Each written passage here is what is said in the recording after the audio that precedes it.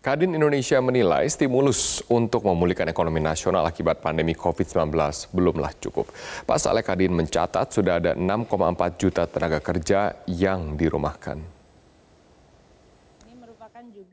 Meski anggaran program pemulihan ekonomi nasional sudah dinaikkan menjadi 677,2 triliun rupiah, Kadin Indonesia menilai stimulus untuk memulihkan perekonomian nasional akibat pandemi COVID-19 belum cukup. Menurut Ketua Umum Kamar Dagang dan Industri Rosan Ruslani, banyak perusahaan yang terpaksa tutup dan merumahkan ratusan ribu karyawan atau PHK akibat pandemi COVID-19.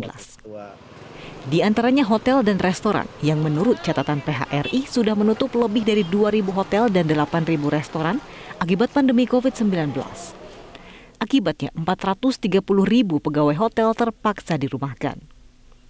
Secara keseluruhan, Kadin mencatat ada 6,4 juta tenaga kerja yang dirumahkan dari sektor perhotelan, tekstil, retail, dan farmasi.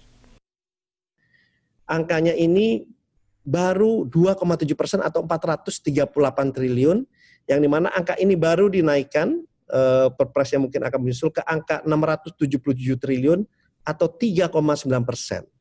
Pertama, mungkin stimulus ini diperlukan lebih besar lagi angkanya, karena kita adalah salah satu negara G20 yang size ekonominya 1 triliun US dollar, nomor 15 terbesar di dunia.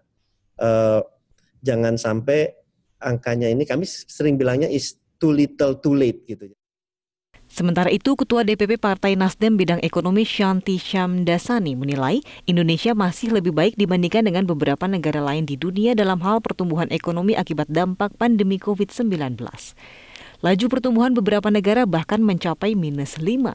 Sementara prediksi pertumbuhan 0% untuk Indonesia menurut Shanti masih lebih baik. Shanti menegaskan pemulihan ekonomi Indonesia bisa dilakukan pemerintah dengan fokus pada produksi padat karya. Tapi kalau kita melihat di sini, misalkan di slide ini, posisi Indonesia ini ada di median yang tengah. Dalam laporan Bank Dunia, perekonomian Indonesia diprediksi melambat ke level 0% akibat pandemi COVID-19. Tidak hanya Indonesia, perekonomian global juga diproyeksikan merosot bahkan hingga di bawah 0%. Dari Jakarta, Putri Lukman, Metro TV.